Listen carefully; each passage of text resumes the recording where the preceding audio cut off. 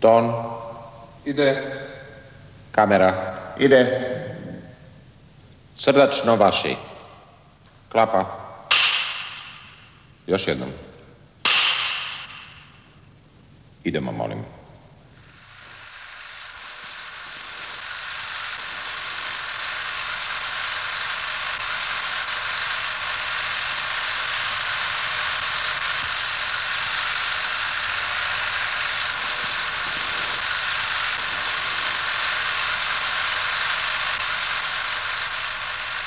Na rijeci smo, na terasi Bogoslovije Riječko-Sinjske nadbiskupije. Tu smo negdje, naš gost je, mi smo negdje na 6. katu. Na 8. Na 8. etažu. katu čak. Naš gost je Josip Pavlišić, nadbiskup Riječko-Senjski. U Miru. U Miru, to je jako važno, to ste od 88. godine u Miru. Ne, od 81. 91. pardon. 91. Da. Ja imam podatak i knjigu koju ste mi poslali da ste zlatomisnik. Šta znači zlatomisnik? Naime, to je kako je zlatni pir za vjenčani par koji slavi 50 godina braka, a kada svećenik prođe 50 godina svojega ređenja, onda se to naziva zapravo zlatomisnik ili zlatni pir, bismo rekli. Da, svećenički. neka vrsta jubileja. Ne? Jubilej, da, zlatni jubilej. Od 1938. do 88. 50 tako godina. Tako je, recimo 25. godišnjica kada je onda je srebrnomisnik, kada je 50. godišnja zlatomisnik. Eto. Kada je 60. godišnjica dijamantni misnik. Dobro. Ako dođe 70 godina onda je atomski misnik. A inače, ako vas interesira, recimo u Austriji jedan svećenik je doživio 100 godina misništva. Sad ne znam koji bi to bio jubilej. Kako to se je to zove? u St. White. To je prva župa u Austriji. Jedan svećenik koji je gradio crkvu i on je doživio 125 godina, a bio je župnik 100 godina u svojoj župi. Jedna kuriozu bi to. Dakle, proslavili ste 50 godišnji svećenički jubilej i to na koji način? To je bilo hodočašće, jel tako? U kojem mjestu? Naime, zapravo proslavili smo to u našoj katedrali, u Svetom Vidu, u Rijeci. Da. U sudjelovanje mojega nasljednika, monsignora doktora Antuna Tamaruta, koji je sada rezidencijalni nadbiskup Riječko-Senjski. I ujedno bili su prisutni i kardinal Kuharić, biskupi sufragani iz Krka, monsignor Zazinović, onda iz Istre monsignor Bogetić i naši svećenici i mnogi dobrotvori koji su pomogli graditi to sjemenište, jer bila je, bismo rekli, nekako sretna koincidencija da sam slavio tu 50. godišnjicu misništva ujedno sa inauguracijom ove zgrade u kojem se sada nalazimo. Da, ona je sagrađena znači koje godine? 1986. pa do 88. Ali to je dijelom i vaša zasluga, koliko sam upućen. Pa rekli su mi da nisam pametan da to gradim, jer šta će toliko velika kućetina, a sada da imamo dvije bi nam bilo malo. Eto vidite kako brzo. Naime, mi se nalazimo u sjemeništu, a to sjemenište je polagano raslo. Biskup Izidoro Šajin, koji je bio prvi biskup Riječko-Senjski, ne nadbiskup tada nego biskup, bio je kupio tu dvije zgrade uz ovu, to vam mogu poslije pokazati, 1926. godine. A 1935. godine je njegov nasljednik, biskup Antonio Santin, gradio istočni dio sjemeništa. Tako da je proširio za 8 razreda gimnazije.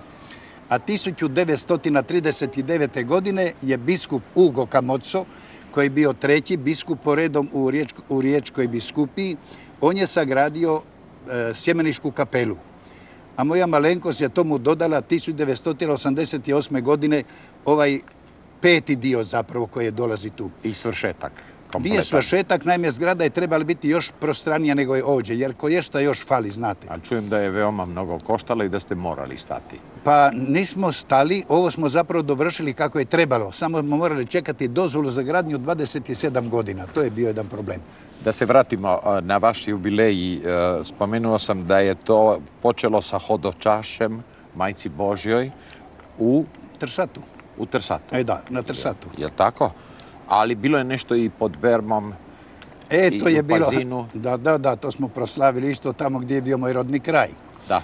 Naime, u Bermu se nalaze one znamenite freske što ih je obradio akademik Branko Fučić i to su možda jedan od najjačih hrvatskih i glagolskih spomenika koji je izradio Vincenc iz Kastva pred 400 godina, a tamo prvi dan svibnja svake godine hodečasti pazinski dekanat.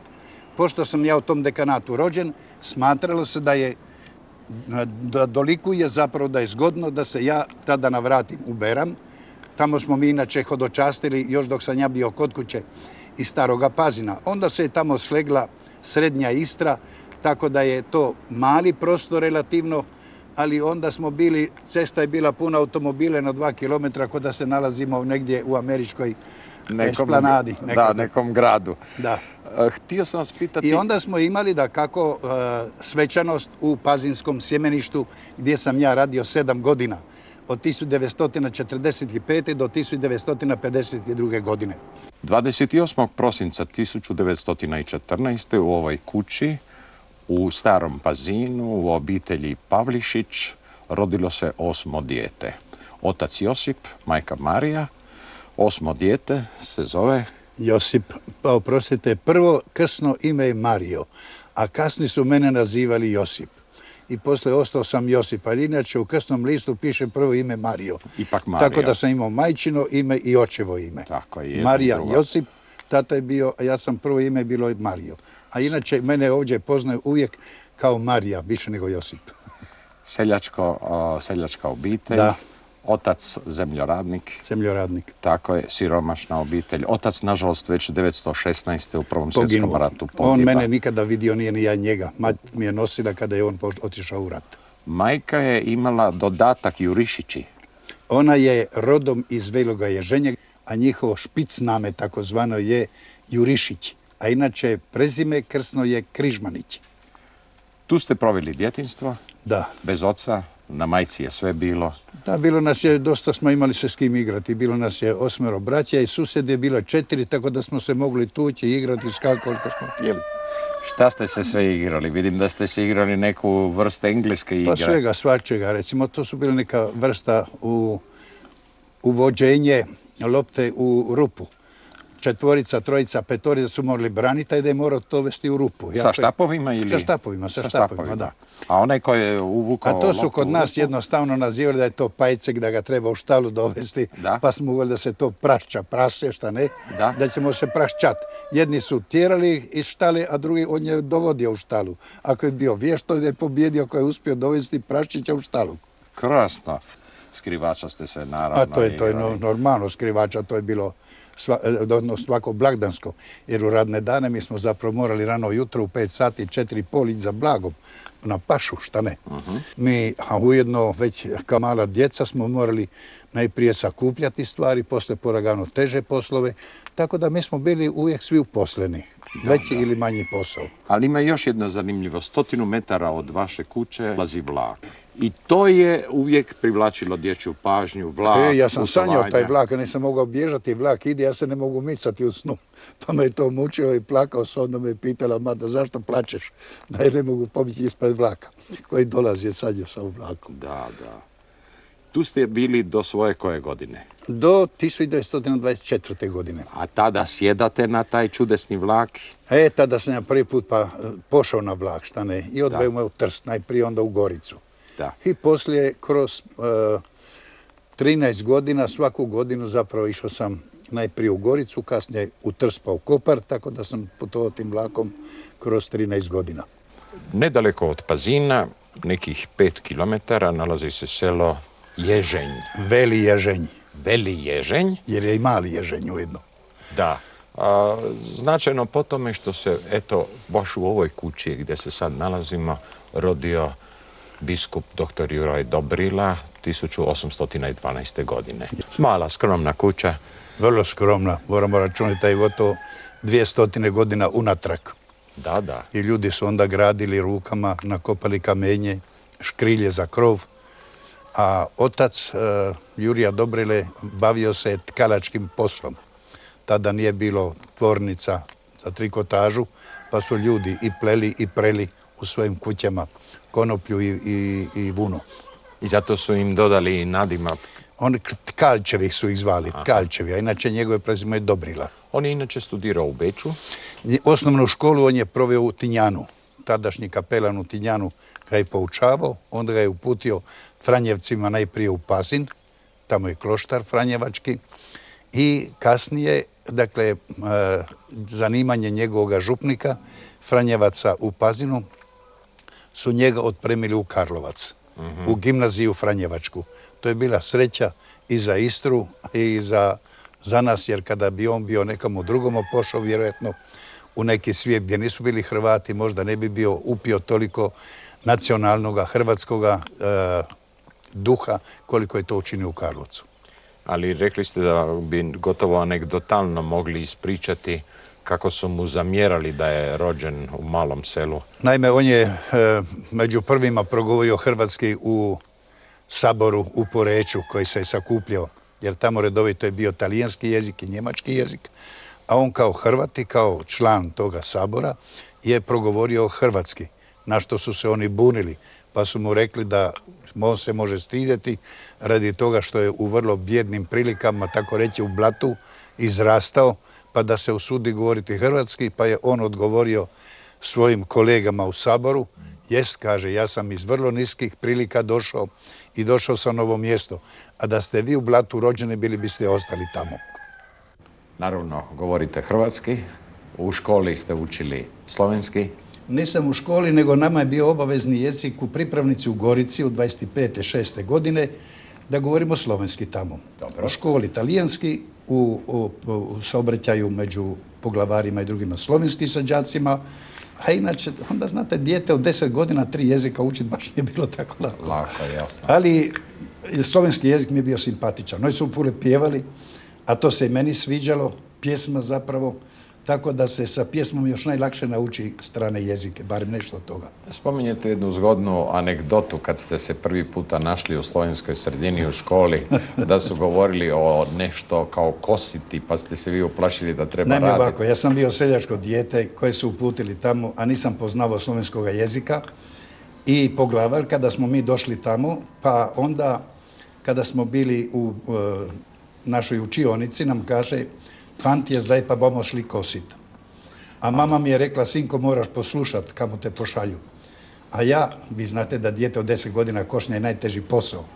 Ja sam se mislio, nemam kose, nemam tulca, nemam brusa, nemam perila, šta ću ja sad? A mat mi je rekla da moram slušat. I ja bio u strahu. I onda su nas pozvali u jednu dvoranu, blagovornicu, dali na ručak, hrani su nas pristojno, eto, dobro. Dovoljno i dobro. Ja se mislim, dobro, šta to sad znači da ćemo poslije toga poći kositi. Poslije toga su nas poslali i kažu: "Zdaj pa bomo šli na sprehod", to znači na šetnju. Mi smo išli na šetnju, tamo smo igrali nogomet i tako dalje, vratili se kući. Kad će biti ta košnja, ja si razmišljam, ništa kositi. Ne. Kositi, jer pod naše domaće kositi znači kositi. Jasno. A riječ kositi po slovenski znači donekle, kako kažu Bosanci, kusati. To znači komad po komad. Ili kod nas Hrvata se kaže prizalogajiti, a ja sve te stvari onda nisam znao. Da. A poslije mi je došlo jasno zašto se kaže u Slovenci kosit. To znači kusati, znači komad po komad uživati. Kusiti, kosilo, ručak, ne? Ali meni je bila neprilika u tome što sam ja mislio da treba stvarno kositi travu ili nešto drugo. A druga stvar je bila isto uz to zapravo da su nam kazali u subotu: "Fantje, perilo boste dali blatno perilo pod postelju, a čisto perilo na postelju." Perila kod nas se je zvala ona ploča kamena koji su ženski upotrebljavali na lokvi ili na potoku da peru robu. Ja sam si mislio, ja nisam donesao sa sobom to perilo, šta ne. A perilo je bila rubenina zapravo, da blatna rubenina se stavlja pod krevet, a čista rubenina na krevet. Eto, to smo ovako te male stvari koje su mene pravile velike neprilike. Sigurno. Naučili ste njemački? Kasnije u gimnaziji i poslije sam učio njemački zapravo. Nastao sam čitati Sveto pismo, moliti krunicu, onaj Das Lied von der Glocke od Schillera sam učio na pamet i to mi je, pa kad sam trebao koji glagol naći, onda sam išao tamo unutra tražiti. Da. A latinski? To mi je bio najlakši jezik kad smo svršili teologiju. Lakše sam govorio latinski nego talijanski nego hrvatski. Mi smo imali u teologiji obavezno predavanje na latinskom jeziku a naučili smo praktični latinski više nego u gimnaziji. U gimnaziji smo naučili gramatiku, naučili smo i lekturu, dakako, i prevađanje, ali praktični jezik to smo morali učiti u bogoslovi, jer profesori su nas oslavljali na latinskom jeziku, pozdravljali na latinskom jeziku, ispitivali na latinskom jeziku i onda smo taj jezik svladali dobro. I dan danas, sad kad bi ja znao latinski toliko, mi bismo mogli razgovarati latinski. Bez druga, to bi mogli. U Istri smo nad Pazinom i da se malo podsjetimo kako ste krenuli na ideju da služite svom narodu, a vi kažete da zato je zapravo zaslužan Božo Milanović. Ko je Božo Milanović? Božo Milanović je jedan od istarskih svećenika koji je rođen u Kringi. To je svojih 15 km daleko odavle, prema Poreču. On je bio rođen ukoliko se dobro sjećam, 1892. godine. Prije 10 godina je umro. Prije 11 godina je umro. Pokrenuo je Danicu, napisao dakle, 2 knjige. On je svršio među prvim đacima Hrvatsku gimnaziju u Pazinu. Aha. To je bila velika stvar da je posredovanjem biskupa Jurija Dobrile i drugih rodoljuba u Istri uspjelo se napokon dobiti i srednju školu u Pazinu. A on je bio među prvim đacima koji su polazili tu gimnaziju u Pazinu. Kažete da je napisao 2 knjige, da je osnovao Danicu. Kasnije on, kada je svršio gimnaziju, počeo misliti na koji način bi mogao najviše koristiti svome narodu. I u svojim memoarima piše da je došao do zaključka da bi mu mogao najbolje i najkorisnije služiti kao svećenik. On je postao svećenik 1914. godine, kad sam se ja rodio, iste godine. A inače, živio je dakako prve godine za vrijeme Austrije i to za vrijeme Prvog svjetskog rata, ali koncem Prvog svjetskog rata on je ipak posredovanjem tršćanskog biskupa Andreja Karlina bio poslan na studije u Beč. Samo uslijed rada je morao prekinuti tako da nije polagao rigoroze. Ali kasnije on je postao svećenik i nažalost bio je jedan od mnogih žrtava, ne fašizma, moramo reći Italijana, jer fašizam je došao na vlast 1924. godine, a Italijani su došli ovamo 1918. i već 1918. godine prije službenog fašizma su oni znatno tjerali Hrvate. Vi kažete da ko pročita 2 njegove knjige o Istri, Hrvatskoj Istri. Hrvatski preporod Istre, to je jedna njegova knjiga koja obuzima oko 600 stranica i druga njegova knjiga, to su njegove uspomene, oko 300 stranica. Zapravo da je to, bismo mogli reći, sukus hrvatskog života, kulturnoga i vjerskog u Istri. I taj svećenik Božo Milanović, da. Milanović, on je taj koji je zapravo, tražeći po Istri mlade svećenike, To je bilo, znate, u teškim vremenima je on znao naći izlaz. On je rekao ovako više puta u svojem životu: svaka pa i najteža situacija ima da je izlaz, samo ga treba naći. A on je taj izlaz našao. I dok je bio u Trstu nije zaboravljao Istru, nego je držao veze sa svećenicima u Istri, sa rodoljubima, kako na primjer bila među ostalima izvrsna još živa učiteljica Ludmila Vodinelić. I preko tih učitelja je on saznavao za mladiće koji su bili nadobudni, koji su bili dobro odgojeni u obiteljima i onda se on pobrinuo da te mladiće uputi najprije u pripravnicu u Goricu, jer mi smo govorili doma hrvatski, naš istarski hrvatski dijalekt, a nismo znali italijanski, i da možemo nastaviti školu u gimnaziji smo se morali temeljito pripraviti za to. A nadbiskup u Gorici, Franz Sedej, je bio otvorio jedan zavod gdje je pripremao mladiće, Slovence i Hrvate za nastavak u srednjoj školi. Po svršetku bogoslovije opet ste vezani na svoje rodno mjesto jer ste u Starom Pazinu održali svoju mladu misu. To je bilo 38. a vi ćete sada reći točan datum. 17.4. 17. travnja. Svoju mladu misu. I onda ste krenuli polako. Onda sam dobio dekret početkom lipnja za Gologoricu kao tada administrator ili upravitelj župe Gologorice i upravitelj župe, excurrendo tako reći, to znači pješice ići u drugu župu koja se zvala Karbune, a Karbune je imala još dvije filijale, Tupljak i Grobnik. Ali u Gologorici ste bili gotovo 7 godina. U Gologorici sam imao stan. Da, i tu ste bili gotovo 7 godina, međutim tu ste doživjeli i rat. U Gologorici je bila jedna jako škakljiva situacija. U Gologorici je svršavala cesta, bila je makadam cesta, nije bila asfaltirana tada, ali do Gologorice se je moglo doći sa prometnim sredstvima, kamionima, automobilima i tako dalje. To je bilo dostupno Njemcima. A s druge strane, partizani su imali pozadinu, brežuljke, iz kojih su mogli pobjeći kada je bilo recimo vruće, a ujedno su mogli i napadati. I to su oni često puta činili. Tako da je to nas stavljalo u jednu jako kritičnu situaciju. Nesreća, odnosno sreća u nesreći je bila u tom što je njemačka komanda 1943. prema koncu bila postavila za komandanta u Cerovlje, njemačke posade, to je bilo 3 km daleko od Gologorice, jednog austrijskog kapetana koji se je zvao prezimenom Deutz, ime ne znam kako mu je bilo, i to je bio jedan trijezan i pametan čovjek. Srećom, ne? Srećom, da. I dakako, ja sam koji puta, tamo je bila i pošta, pa smo se sretali koji puta.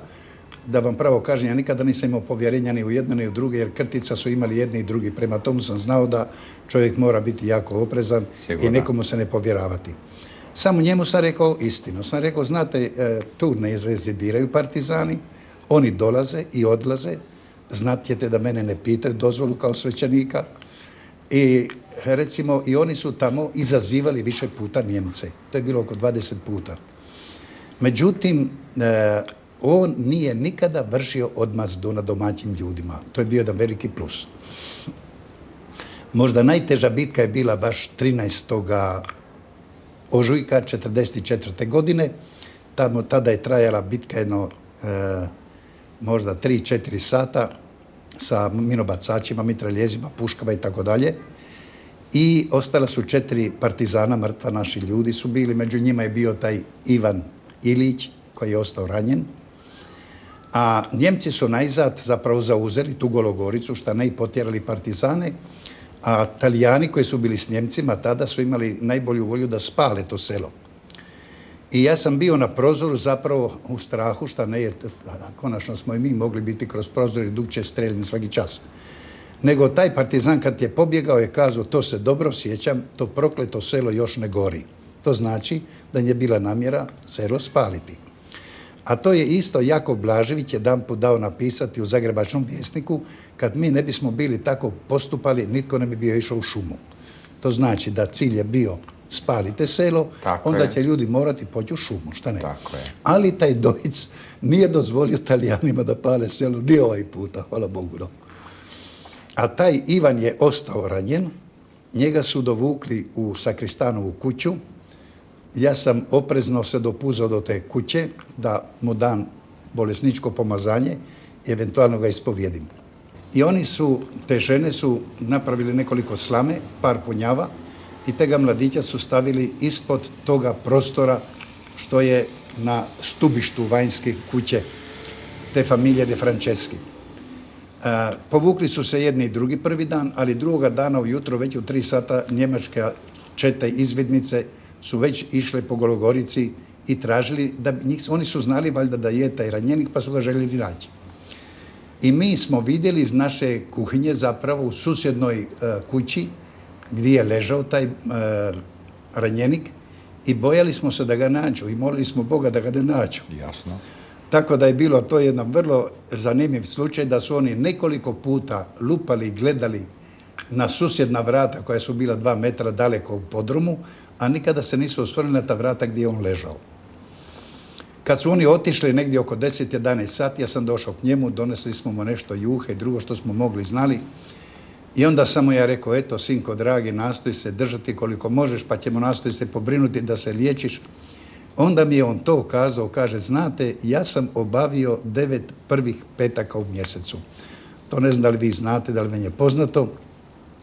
To je obećanje srca Isusova, da ko bude obavio 9 prvih petaka u mjesecu, ispovijeti pričest, neće umrijeti bez svetih sakramenata.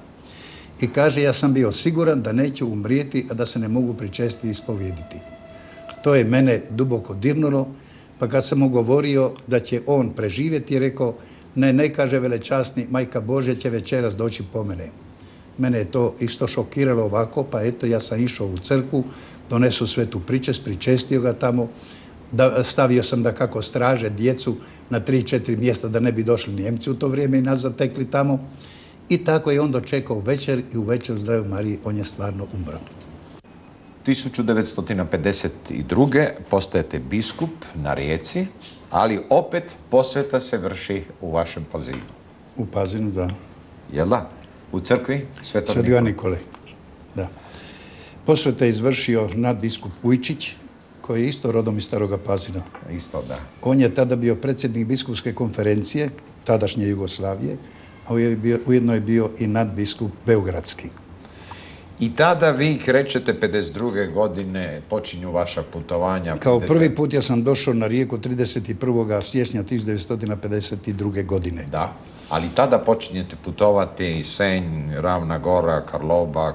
Dakle, znate, ja nisam biskupio poznao prije, ja sam živio u Istri, prema tomu je bio za mene novi teren. Da, jer ste vi postali biskup? Pomoćni biskup biskupa Viktora Burića. Da, Riječko-Senjsko. Senjsko-Modruški tada. A Senjsko-Modruški je bilo, da. Rijeka još je bila samostalna biskupija.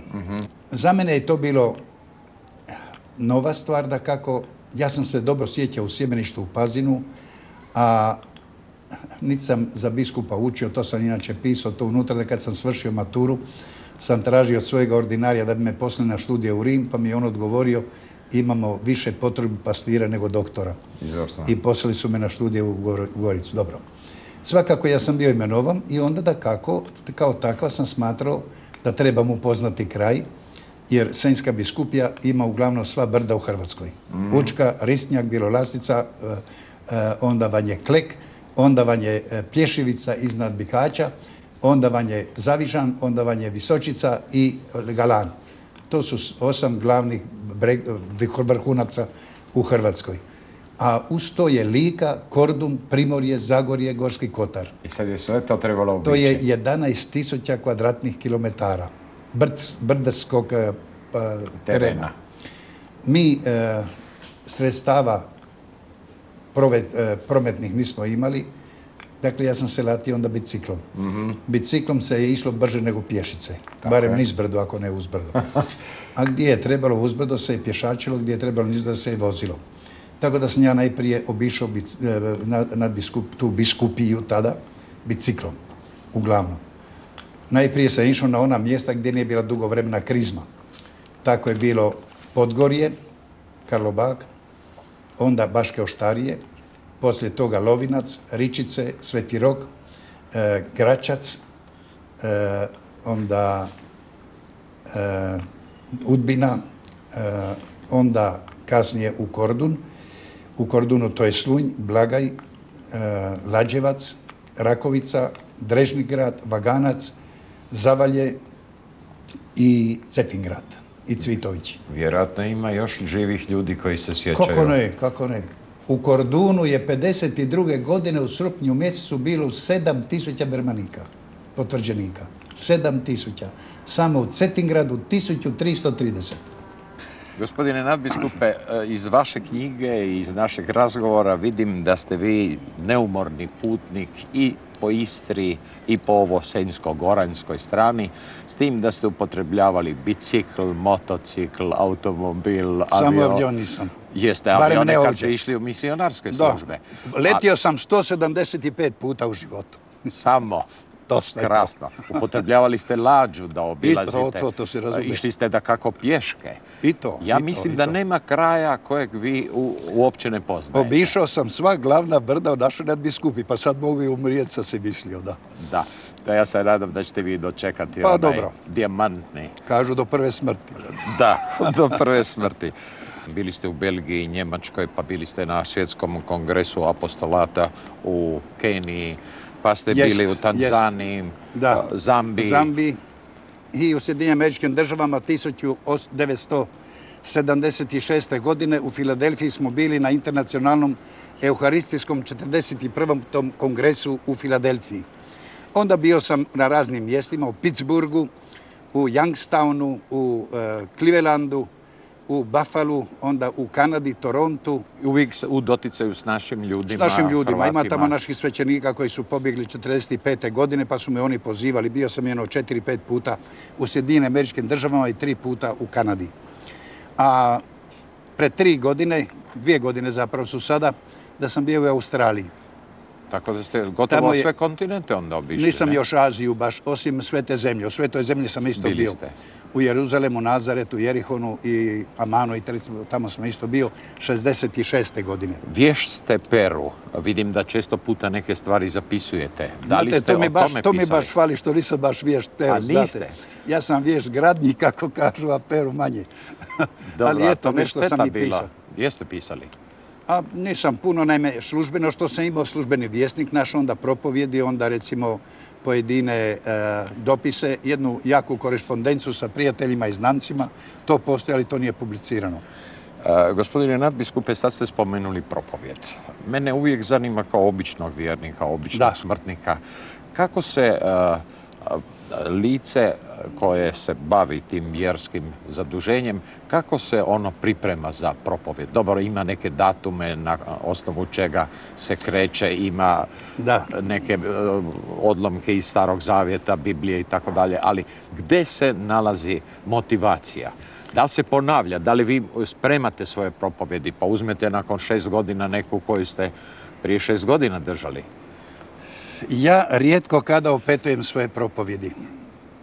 Dakle, zadaća je svakog propovjednika da propovjeda ono što Božji duh hoće saopćiti ljudima koji slušaju. Ako toga treba uzeti ono što je Bog objavljivao u Starome zavjetu, što je objavljivao u Novome zavjetu, kako vam je znano, Stari Novi zavjet zaprema 72 opusa, bismo rekli, 72 knjige, većeg ili manjeg opsega, a poslije toga treba se služiti s onim što su ljudima priopćili i crkveni naučitelji i pisci. Od prvih vremena pa sve do dana današnjega. Baš danas slučajno slavimo svetoga Roberta Bellarmina. To je bio čovjek, inače iz Toskane rodom, Montepulciano, koji je rođen 1542. godine u mjesecu listopadu. To je bio sigurno jedan od jačih umova svojega vremena. Toskana, kako znate, je dala vrlo veliki broj izvanrednih ljudi, kako je bio Michelangelo, kako je bio Brunelleschi, kako je bio Leonardo da Vinci. Pa ujedno jedan od tih je bio iz Montepulciana isto sveti Bernardo Bellarmin, dakle Roberto Bellarmino. Mnogo ste posjećivali te naše misionare razasute po svijetu i možete li reći kakvo je njihovo iskustvo, prvenstveno u odnosu na Hrvate u dijaspori, a drugo uopće katoličanstvo u, recimo, Keniji? Recimo, Kenija vam je uistinu jedna zaista demokratska država, gdje, kao što u cijeloj Africi gotovo, imaju jedan jaki utjecaj muslimanske zajednice. A one se, nažalost, ponekad vladaju slično kako što se nekoji vladaju i danas i u Bosni. A inače, kad smo bili tamo na internacionalnom kongresu za pastvu mora, ja sam bio član za našu biskupsku konferenciju 1887. godine, bilo nas ih svih kontinenata oko 160. Bio je i ministar unutarnjih poslova, crnac dakako, iz Kenije, pa je on tada naglašavao da neće oni sprečavati nikomu da vrši svoju vjersku djelatnost, ali da ujedno žele spriječiti eventualno nekakve kombinacije političke sa muslimanima. To nas je malo iznenadilo, doduše, ali smatrali smo da je to oportuno. Drugo, sigurno je da danas muslimani računaju to Bože kao da je njihov rezervat cijela Afrika. Tako u Tanzaniji, kamo sam se navratio kasnije, u Tanzaniji vam je poznato da je tamo bio Julius Nyerere. Da. Tovan je jedan malo socijalistički nastrojen čovjek, ali je dubok kršćanin, dubok vjernik, katolik. I zato Tanzanija uživa jednu stvarnu demokraciju. Tamo su naši misionari, doduše ne u samom glavnom gradu, Dar es Salaam se zove, to znači Luka mira, nego su oni daleko 700 kilometara. Mjesto gdje rade naši misionari se zove Mdabulo. Ja sam bio tamo 7 dana, to je 2200 metara nadmorske visine. Znači neobična klima, teško se diše. Vječno proljeće, vrlo lako se diše dapače. Jel? Dakle, tamo gotovo nikada ne bude temperatura više od 35, a nikada ispod 5, iznad 0 Celzijusa. Nema zime. Tako da su mi naši misionari kazali da u Tanzaniji zapravo privreda raste bolje bez gnoja nego kod nas ako se gnoji. Raste što hoćete i kad hoćete, samo ako ima kiše. A inače vode ima dosta, pa bih vam trebao to kazati da je u svoje vrijeme Tanzanija bila njemačka kolonija. A Njemci su već bili napravili nacrt da iz Viktorijinaga jezera kroz cijelu Tanzaniju provedu jedan vodovod koji bi bio mogao natapati polja u Tanzaniji i to bi bilo jedno neizmjerno vrelo bogatstva privrednoga i hrane za Tanzaniju i za druge države. Tanzanija je otprilike, možemo kazati, svojih 15 puta veća nego što je Hrvatska, a ona imade oko 20 milijuna stanovnika. Inače, katolici, koliko ih imade, su raspoloženi, s našim misionarima jako dobro surađuju. Tako jedan kuriozum je to što su 87. godine za Veliku subotu imali 500 mladih krštenih. Dakle, samo 500 krštenja i da kako krizma isto to. Lijepi podatak. Da kako, tamo su 3 naša misionarija, Hercegovci, koji na jednom vrlo lijepom kraju imadu, a inače misiju su gradili prije 75 godina talijanski takozvani konsolatini. To je vrlo jednostavna, ali lijepa crkva koja može primiti 1500 osoba. Imaju svoj misijski dom, imaju svoje radionice, imaju škole. Da kako da sve to redovito bude bez prozora. Doduše imaju prozore i vrati, ali to ne zatvaraju nikada. Jasno. To je uvijek otvoreno. Htio sam spitati, negdje iz Hrvatske se, da tako kažem, raspoređuje taj raspored misionara po kontinentima po svijetu. Da. Čuo sam u Južnoj Americi da naših svećenika, recimo u Južnoj Americi, ima premalo. Sigurno da ima premalo naših svećenika u Južnoj Americi. To stoji recimo i u Argentini gdje imade. Jer znate u Argentini, malo usput da ja kažem to, tamo su emigrirala 3 moja brata ujedno. Da? I 2 moje sestre. Od 8 vas koliko vas ima? Od 8 ko nas je bilo. I tamo su ostali, ne? Tamo su ostali. Oni su svoje familije tamo osnovali sa domaćim ženama, a ujedno neki kasnije unuci su se za Španjolke oženili ili udavali se. A ujedno lanjske godine mi je pisao moj jedan nečak da njegova sestra se udala za jednog Japanca, tako da možemo i u Tokiju poći sada. Da, skoro se pomiješalo sve skupa. Svijet postaje širok, kako vidite. Znači, poznajete prilike u Argentini. Dakle, ja sam obišao tamo 13.000 kilometara, sigurno onih 3 mjeseca što sam bio u Argentini. Tako da, znate, čovjek ne može sve poznati, ali u glavnim točkama zapravo sreo sam se sa našim ljudima, služio mise, dijelio sakramente, potvrde. Sretali smo se, a ujedno smo imali jedan kiks, jednom smo imali jedan sudar, tako da sam bio ozlijedio nogu, pa sam morao nogu nositi u gipsu. U gipsu, još i to. Jedno 15 dana, da. Recite, kad putujete, da li ste u službenoj svećeničkoj odori ili ste i u Pa civilnoj? znate, radi praktičnosti redovito se u takozvanom kleržemanu, koliko sam ja sada obučen, tako se putuje, da ne bude teškoća u kretanju po stubama i tako dalje. A inače u službi Božji, da kako da se nosi sa sobom isto biskupska insignija, da se može vršiti. To je u redu, ali sam mislio recimo u avionu i tako dalje, da li ste onda civil? Ne civilna, ja nisam nikada išao civilu, da vam pravo kažem. Nikada, nigdje. Ja sam čuo da imate pravo i da se to zna. To se može, ali nema smisla. Jel? Nema smisla. Jedino u civilu sam išao jedanput kad mi se bicikl pokvario u Vrhovinama, pa sam onda morao proći kroz sela koja nisu bila previše pouzdana i onda sam skinuo kolar pa sam ga stavio u ruksak. To je bilo 3. listopada 1956. godine. Nevjerojatno memoriju imate. Kada mjesto da se ja vozim biciklom sam morao nositi bicikl, kojega sam nosio od Ljeskovca, takozvanog Ličkog, pa sve do Prijeboja. A u Prijeboju mi je Mile Konjević, njegov sin zapravo Ivan, popravio biciklom. A toga Milu Konjevića su, nažalost, godinu dana iza toga 1. rujna 1957. godine Srbi streljali u krevetu u 11 sati u noći. To je bio znak našim ljudima u Prijeboju, mičite se odavle. Tako da danas više Hrvata tamo nema. Vi ne samo da znate godine, vi pamtite točno datume, sate, sve. Kako ne? Baratate ko iz rukava sipate to. 1. rujna u 11 sati. Točno, striktno. To je bilo tako, znam. Znači jedno veliko pamćenje. Sad kad ste u miru, čime se sad bavite? Rekli su mi da sam nemiran biskup u miru. Dobro, znači to je obilježje. Naime, eto, Bog me je obdario zdravljem do sada, šta ne, pa mu moram biti zahvalan, a dok je čovjek zdrav se može kretati. I to je razlog da se ja krećem, ne drugo. A ujedno zovu me ljudi na razne strane, recimo bio sam u Italiji, u Francuskoj, Njemačkoj, Švicarskoj, Austriji, pa i u Australiji, kako sam vam rekao, šta ne. I kamo su me pozivali, tamo dođem, govorim, propovijedam, slušam, nešto zapišem i tako. Dobro, hoćete zapisati ovaj naš susret?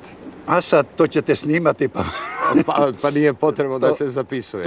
To može i novina možda donijeti, možda hoće. Inače surađujete u časopisu koji se zove Zvona. Da, to je naš djecezanski, zapravo nadbiskupijski mjesečni list. I on izlazi već koliko godina? Već izlazi 25 godina. To je isto jedan lijepi datum. Od koncila na ovom. Mislim da je već 30 godina, ako se ne varam. Samo prve godine izlazi od ciklostilu, a kasnije se počelo štampati i mi ga vjerno uvezujemo, tako da imademo sve primjerke od prvoga broja pa do danas. Tu vidim da vi objavljujete povremeno neke svoje uspomene. Da, i koji članak tu i tamo, da.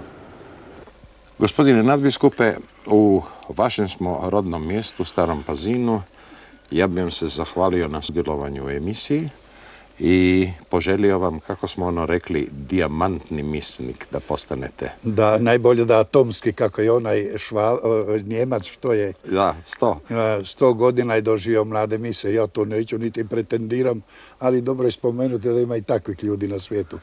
I srdačno zahvaljujem na trudu i naporu što ste ga uložili vi, vaši suradnici, televizije, da snimate isto te naše jednostavne, skromne krajeve, koji su meni inače draži nego Pariz ili New York.